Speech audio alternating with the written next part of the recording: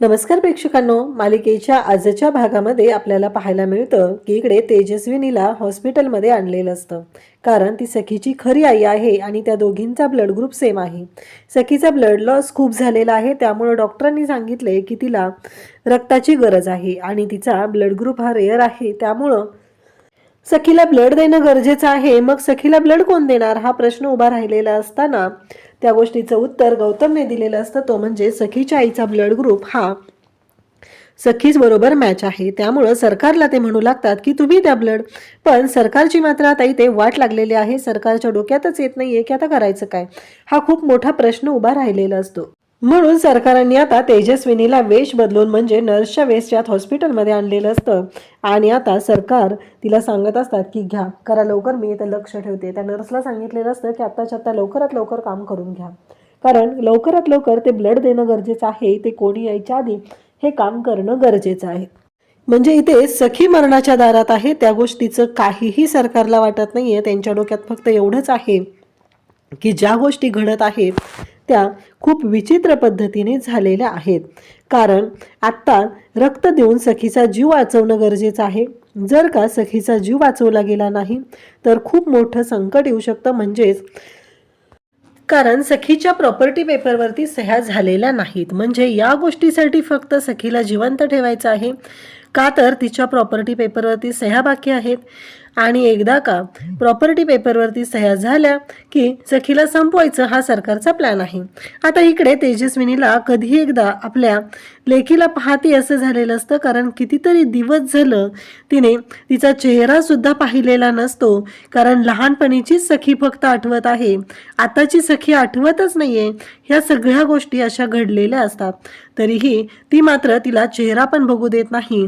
इकडे मनस्विनी म्हणजे सरकार म्हणत असते की अजिबात नाही, काहीही झालं तरीही तिचा चेहराही पाहायचा नाही असं सरकारने सांगितलेलं असतं.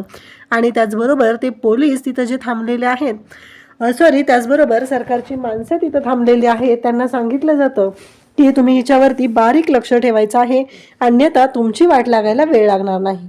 आणि आता इकडे तेजस्विनीचं रक्त घेतलं जात असतं, कारण एकदा का तिचं ब्लड दिलं की तिला हॉस्पिटलमधून आता तिच्या ज्या गुंडांनी ठेवलेलं असतं त्या ठिकाणी नेऊन ठेवायचं असतं. बिचाऱ्या तेजस्विनीचा म्हणजे सखीच्या खऱ्या आईचा जीव कासावीस होत असतो. तिला मात्र कळत नसतं की काय करू, ह्या गोष्टी कशा सोडू. मला माझ्या लेकीचा चेहरा बघायचा आहे, पण तिला चेहरा काही बघता येत नसतो. इकडे सरकार मात्र खूप मजा घेत असते. तिला भारी वाटत असतं, फायनली गोष्टी आपल्या मनाप्रमाणे होत आहेत आणि ही मात्र याच्यामध्ये अडकली जाते. या गोष्टीचा आनंद मनस्विनीला होत असतो आणि ती त्या पद्धतीनेच वागत असते. म्हणजे अगदी राक्षसी वृत्तीची ती दाखवलेली आहे. आणि इकडे बाहेर मात्र सगळेजण विचार करत आहे, आत काय चालू आहे. इतक्या वेळ तर सरकार रक्त द्यायला नाही म्हणत होत्या आणि अचानक सरकार रक्त द्यायला कशा तयार झाल्या, हा प्रश्न मात्र पडलेला असतो. आणि त्याच गोष्टीचं उत्तर मात्र आता शोधत असतात.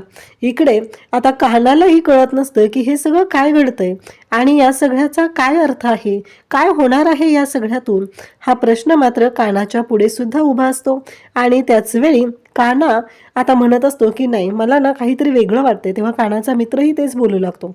त्याचबरोबर गौतम काकालाही प्रश्न पडलेला असतो की हे सगळं काय आहे, म्हणजे या सगळ्याचा काय अर्थ आहे आणि अचानक सरकार नाही म्हणत असताना परत कशा तयार झालेल्या आहेत, हा प्रश्न त्यालाही पडलेला असतो. तोही आता म्हणतो की आता मी शांत बसू शकत नाहीये, मला जाऊन एकदा विचारलं पाहिजे.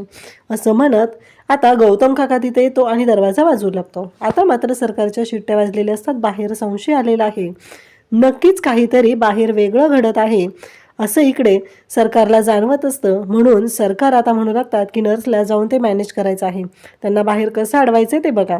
इकडं तेजस्विनी मात्र आपल्या लेकीचा जीव वाचवण्यासाठी धडपडत असते. जे काही तिला करता येईल ते करत असते. आता सरकारांनी नर्सला दम दिल्यामुळं तिच्याकडे कोणताच पर्याय नसतो. ती बिचारी तिथं जाते आणि त्यांना सांगते की अहो तुम्हाला कळत नाहीये का, तुम्ही काय डिस्टर्ब करताय हो सारखं सारखं, एकतर पेशंटची कंडिशन क्रिटिकल आहे. तेव्हा ते म्हणू लागतात की अहो असं काय करताय, मला सांगा आधी सखीला रक्त दिलंय का, नक्की तिची अवस्था कशी आत्ता. तेव्हा ते म्हणतात हो आहे, चालू आहे प्रोसिजर, तुम्ही काय डिस्टर्ब करताय आणि ते पेशंटला डिस्टर्ब होते, तुम्हाला कळत नाहीये का. असं म्हणत ती बाई जी आहे ती गौतम काकावर ओरडते आणि गौतम काकाच्या तोंडावरती दरवाजा बंद करून घेते. म्हणजे तिला असं वाटत असतं की हे सगळं जे काय आहे ते आपण सरकारने सांगितलं त्या पद्धतीनंच मॅनेज केलं पाहिजे आणि ती बाई सुद्धा त्या पद्धतीने मॅनेज करत असते. इकडे गौतम काकाला कान्हा विचारू लागतो की काय झालं, काही प्रॉब्लेम आहे का? तेव्हा गौतम काका मात्र कान्हाला काही सांगत नाहीये, कारण कान्हाने आपल्या सखीला फसवलेलं आहे हे लक्षात आलेलं असतं आणि म्हणूनच गौतम काका हा कान्हाशी बोलत नसतो. त्याने कान्हाशी बोलणं टाकलेलं आहे. परंतु जेव्हा मात्र इकडे या सगळ्या गोष्टी घडत असतात त्याच वेळेस गौतम काकाला ही माहिती आहे की काहीतरी वेगळं घडतंय, आज काहीतरी वेगळं आहे आणि या गोष्टींचा विचार चालू असतो. इकडे सखीची आई मात्र कासावीस होत असते. एवढ्या जवळ आहे, एक पडदामध्ये आहे, फक्त आपल्याला सखीचा चेहरा बघायचा आहे आणि तो चेहराही तिला बघू दिला जात नाही. तर इकडे आपल्याला पाहायला मिळतं की सखीचा काका तिथं आलेला असतो. तोही विचार करत असतो की हे सगळं काय आहे. तेवढ्यातच त्याला मीनाक्षीचा फोन येतो. मीनाक्षी म्हणते काय झालं, कारण मीनाक्षी आणि काकाला असं वाटत असतं की ह्या सखीला रक्त मिळू नये, एकदाची संपून जावी ती, आणि सखी संपली की सगळ्या गोष्टी आपल्या मनाप्रमाणे होणार आहेत असं त्यांना वाटत असतं आणि त्यामुळं ते दोघंही त्याच पद्धतीनं विचार करत असतात. तेव्हा ते काका म्हणतात की नाही माहिती, सरकार तयार झाले आहेत रक्त द्यायला आणि आता सरकारने रक्त दिले म्हणजे झालं असंही त्यांनी पुढे सांगितलेलं असतं. आता मात्र सखीला रक्त मिळाले या गोष्टीचा या दोघांनाही खूप दुःख झालेलं असतं, कारण त्यांना ही गोष्ट पटतच नसते की का सखीचा जीव काय वाचतोय, सखीचा जीव तर नाही वाचला पाहिजे असंच त्यांना वाटत असतं. आता रक्त देऊन झालेलं असतं आणि इकडे तेजस्विनीला घेऊन ती नर्स निघालेली असते आणि त्याचबरोबर इकडे आपल्याला पाहायला मिळतं की सखीला बघायचं असतं, म्हणून सखीला मला बघू दे, एकदा बघू दे ग, असं नको करू असं ती म्हणत असते. तेव्हा मात्र इकडे मनस्विनी म्हणते की नाही ताई, कसं आहे माहिती आहे का, अजून ती वेळ आलेली नाहीये, जर ती वेळ आली तर होईल, तू जर घाई केली तर माहिती आहे ना तुला काय होऊ शकतं, असं म्हणत ती आता तिला सांगत असते की नाही, आणि त्या नर्सलाही सांगत असते की आत्ताच्या ताईला इथून घेऊन जा. पण ती ऐकायलाच तयार नसते. ती म्हणत असते अगं एकदा बघू दे ग, माझ्या लेकराचा चेहरा मला एकदा बघू दे, मी जाते, मी जायला तयार आहे, तू म्हणशील ते मी करायला तयार आहे. परंतु इकडे सरकार मात्र ऐकायलाच तयार नसतात. त्यांचा एकच हट्ट असतो की नाही, आत्ताच्या आत्ता निघायचं आहे, कारण आत्ता जर का तू इथं गेलीस तर बघ. आणि शेवटी ती म्हणते की जा, आणि जा म्हणून सांगितलं जातं आणि तिकडून ते गुंड असतात, ते तिचे गुंड आहेत, त्या गुंडांना तिथं सांगितलं जातं की हिला बघा. इकडे मग तेजस्विनी मात्र मनस्वीच्या समोर हात जोडून म्हणत आहे की मला जाऊ दे ग, माझ्या लेकराला बघू दे, पण तिच्यावर बंदूक रोखलेली असते आणि तिला सांगितलं जातं की नाही, अजिबात नाही. म्हणजे इतक्या निर्दयी वृत्तीची ही सरकार दाखवलेली आहे, राक्षसी वृत्तीची दाखवलेली आहे, जिला जराही लाज वाटत नाहीये की आपण आपल्या बहिणीशी, आपल्या सख्ख्या बहिणीशी अशा पद्धतीने कसं काय वागू शकतो. तर इकडे आता ती मागं लागलेली आहे, पण तिला मात्र सखीला भेटायला दिलं जात नाही. भेटायला म्हणण्यापेक्षा फक्त तिला सखीचा चेहरा पाहायचा आहे, पण काहीही झालं तरी तिला तो चेहरा काही पाहता येत नाही. आता सरकार तिथून निघालेले असतात आणि इकडे तेजस्विनीच्या डोक्याला बंदूक लावलेली असते आणि सरकारने एवढंच काय तर दमही दिलेला असतो, जर इथं काही झालं तर कायमस्वरूपी तुम्हाला तुमच्याच या हॉस्पिटलमध्ये थांबावं लागेल. त्यामुळं काहीही झालं तरी हिला इथून अजिबात तिला भेटू द्यायचं नाही, एवढं लक्षात ठेवा. हे सगळं घडत असतं. इकडे सखी मात्र अजूनही शुद्धीवर आलेली नसते. तिला ब्लड तर दिलेलं असतं, पण सखीचा जीव मात्र अजूनही शुद्धीवर आलेला नाही. सखीचा तेवढा भयानक अपघातच झालेला आहे आणि या सगळ्यामधून सखीचा जीव वाचणं हे खरं तर रिस्की होतं, पण आत्ता तिच्या आईनं तिला रक्त दिल्यामुळं सखीचा जीव मात्र वाचत आहे. इकडे तेजस्विनी प्रत्येक वेळेस हातापाया पडत आहे, म्हणत आहे की मला खरंच सांग, मला प्लीज एकदा जाऊ दे, मला एकदा भेटू दे. परंतु ही मात्र ऐकायलाच तयार नाही, अजिबात जायचं नाही असं म्हणत सखीला अडवलं सखीकडे जाण्यापासून तेजस्विनीला अडवलं जातं. शेवटी ती नर्स म्हणते की मास्क घाला आणि मास्क घालायला सांगितला जातो आणि इकडे तेजस्विनीला घेऊन ती बाहेर निघालेली असते. सखीला ब्लड देऊन झालेला आहे. इकडे सगळेजण बाहेर विचार करत असतात की अजूनही काहीच रिस्पॉन्स आपल्याला का कळलेला नाहीये, नक्की काय झालेलं आहे, सखी ठीक तर असेल ना, हा प्रश्न सगळ्यांच्याच मनात चालू असतो. इकडे आता आठवत असतं ते म्हणजे कानाला खरं तर वाईट वाटत असतं की तो सखीशी ज्या पद्धतीने वागतोय, तिने तर त्याच्यावरती जीव लावलेला, त्याच्यावरती मनापासून प्रेम केलेलं आहे, पण हे सगळं जे काय घडतंय ते विचित्र असं आहे, त्यामुळं कानाला सुद्धा वाईट वाटत असतं. इकडे सरकार बाहेर येतात आणि सरकारला सांगू लागतात की जे ठरलेलं होतं त्या पद्धतीनं सगळ्या गोष्टी झालेल्या आहेत. आता मात्र कानाही तिथं असतो. कानाही विचारत असतो की सखी रक्त देऊन झालेला आहे. गौतम म्हणत असतो की पण आधी तर तुम्ही नाही म्हणाला होता. त्याचबरोबर इकडे गौतम आणि त्याचबरोबर कान्हा दोघंही विचारत असतात. तेव्हा सरकार मात्र भयानक चिडलेले असतात. त्या कानाला म्हणतात की एक गोष्ट लक्षात ठेव, मला प्रश्न विचारायचा नाही, तो अधिकार कोणालाच नाही, मला प्रश्न विचारायचे नाहीत. आणि इकडे कानावरती ओरडायला सुरुवात केलेली असते. कानाला मात्र संशय आलाय, सगळ्यांना संशय आलाय की सरकारचं काहीतरी वेगळं घडलंय, कारण सरकार अशा पद्धतीने वागलेले आहे. त्यामुळं हे सगळं संशयास्पद सगळ्यांना वाटत असतं.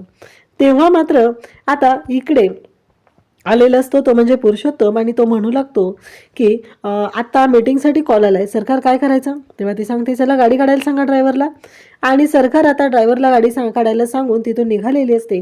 जाताना तिने तेजस्विनीला सांगितलेलं आहे की एक गोष्ट लक्षात ठेवायची, तुझा तो दारुडा अधीर त्याला आणि त्या जर म्हातारीला भेटलीस तर तुझी पोरगी जिवंत ठेवणार नाही, तिला संपून टाकेल, असं इकडे सांगितलेलं असतं. बिचारी तेजस्विनी मात्र घाबरलेली असते. त्या नर्सच्या हातून हात सोडवून ती पुढे आलेली असते, पाणी पिण्यासाठी आलेली असते. आणि जेव्हा ती पाण्याच्या तिथं जाते, पाण्याचा ग्लास घेते हातामध्ये आणि तो ग्लास तिच्या हातून तिथे पडतो. खरं तर बिचारीच्या अंगामध्ये तेवढेही त्राण नसतात. कितीतरी दिवसानंतर ती बाहेर पडलेली असते. त्या गुंडांच्या कचाट्यातून, त्या गुंडांच्या तावडीतून ती बाहेर पडलेली असते. तेवढा तिचा तोल जातो आणि तिला सावरायला येतो तो म्हणजे कान्हा. कान्हा तिला सावरायला आलेला असतो. जेव्हा कान्हा तिला सावरायला आलेला आहे तेव्हा कान्हा तिच्या जवळ येतो आणि तिला विचारतो आणि तिच्याकडे पाहत राहतो. ते डोळे पाहिल्यानंतर कान्हाला जाणवत असतं की हे काहीतरी वेगळं आहे, कारण यांना कुठेतरी पाहिल्यासारखं वाटतंय. एवढंच कान्हाच्या डोक्यात सुरू असतं आणि तेवढ्यातच नर्स येते आणि सांगू लागते की सखी शुद्धीवर आलेली आहे. तेव्हा मात्र आता कान्हा धावतच सखीकडे जातो. तोपर्यंत इकडे दाभाडे मावशी त्याचबरोबर गौतम काका सगळेजण सखीच्या जवळ असतात. सखी शुद्धीवर आलेली असते, हळूहळू डोळे उघडत असते. गौतम काका म्हणतो की सखी तुला माहिती आहे का? कारण सखी शुद्धीवर आल्याला विचारते आई कुठं आहे? परंतु गौतम काका म्हणतो की सरकार गेलेत, त्यांच्या कामासाठी बाहेर गेले. तेव्हा ती म्हणते आई मला भेटायला आलीच नाही, तर एवढं सगळं झालं तरीही आई आली नाही. गौतम काका तिला सांगू लागतो की पण तुला माहिती आहे का सखी काय झालंय ते? तेव्हा सखी म्हणते काय झालं? तेव्हा गौतम काका सांगू लागतो की तुला माहिती आहे का, तुला आज सरकारांनी रक्त दिलं आणि त्यांनी रक्त दिल्यामुळं तू शुद्धीवर आलेली आहे. तुला माहिती आहे का हे सगळं घडलेलं आहे. हे ऐकल्यानंतर सखीला खूप बरं वाटलेलं असतं. सखी म्हणते काय सांगतोस काका, खरंच? तेव्हा गौतम काका सांगतात की हो खरंच. तुला माहिती आहे का सखी, सरकारांनी रक्त दिलेलं आहे आणि म्हणूनच तू शुद्धीवर आलेली आहे. असं जेव्हा गौतम काकांनी सांगितलेलं असतं तेव्हा मात्र सखीला खूप भारी वाटतं. आणि त्याचबरोबर सखी मात्र म्हणत असते की खरंच एवढी भारी गोष्ट घडली म्हणजे मी घरी गेल्या गेल्या पहिला आईला मिठी मारणार आणि तिला थँक्यू म्हणणार आहे, असं इकडे सखी ठरवत असते. परंतु सखीला कुठे माहिती आहे की या सगळ्यामध्ये काय होणार आहे आणि सरकारांनी नक्की काय केलेलं आहे. कारण त्या दगडाचा काळीज असलेल्या बाईला मायेचा बाजार कधीच फुटणार नाहीये ही गोष्ट सगळी कार प्रत्येक वेळेस विसरत असते. कारण सरकार ह्या खरं तर तिची खरी आई नाहीये, म्हणून त्या बाईला तिच्याबद्दल काहीच वाटत नाहीये ही गोष्ट सखी प्रत्येक वेळेस विसरून जाते. आता कान्हा तिथं आलेला असतो आणि कान्हा म्हणत असतो की इथे खूप अडचण झालेली आहे ना, गर्दी गर्दी झाली आहे ना. तेव्हा सखी म्हणते की तूच बाहेर जा, तुझ्यामुळे इथं गर्दी झाली आहे, बाकी कोणामुळेच गर्दी झालेली नाही आहे. तेव्हा कान्हा म्हणू लागतो की मला बोलायचं आहे. मग गौतम काकाला आणि दाभाडे मावशीला तो बाहेर जायला सांगतो. ते दोघंही बाहेर जातात आणि कान्हा सखीशी बोलत असतो. पण सखी मात्र कान्हाबरोबर बोलायला तयार नसते, कारण सखीला कान्हासोबत बोलण्यात इंटरेस्टच नाही आहे, कारण कान्हाने तिची फसवणूक केलेली आहे. तर इकडे आपल्याला पाहायला मिळतं की आता उद्याच्या भागामध्ये सखी घरी आलेली आहे आणि सखी खरं तर खूप चांगल्या पद्धतीने सरकारांशी बोलत असते. पण सरकार मात्र चिडलेले असतात. सरकार म्हणत असतात की तुला त्या चाळीबद्दल खूप वाटतं ना, चल आता मी तुला सांगते की तू चाळीत जाऊन राहायचं आणि चाळीत जाऊन स्वतःचं अस्तित्व निर्माण करायचं आहे. 1 महिना चाळीत राहून दाखव, कुठलीही मदत न घेता, या प्रॉपर्टीतून एक दमडीही न घेता तू त्या चाळीत राहून दाखव, असं सरकारांनी सखीला चॅलेंज केलेलं आहे आणि सांगितलेलं आहे. तेव्हा सखी म्हणते की चॅलेंज ॲक्सेप्टेड. सरकार म्हणतात जर तू हे चॅलेंज ॲक्सेप्ट केलेलं आहे, जर हारलीस तर मात्र तुला हे लग्न मान्य करावं लागेल आणि या प्रॉपर्टी पेपरवरती सह्या कराव्या लागतील.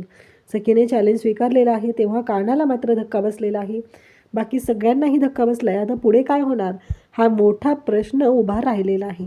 अशाच अपडेटसाठी चॅनलशी कनेक्ट राहा. थँक्यू.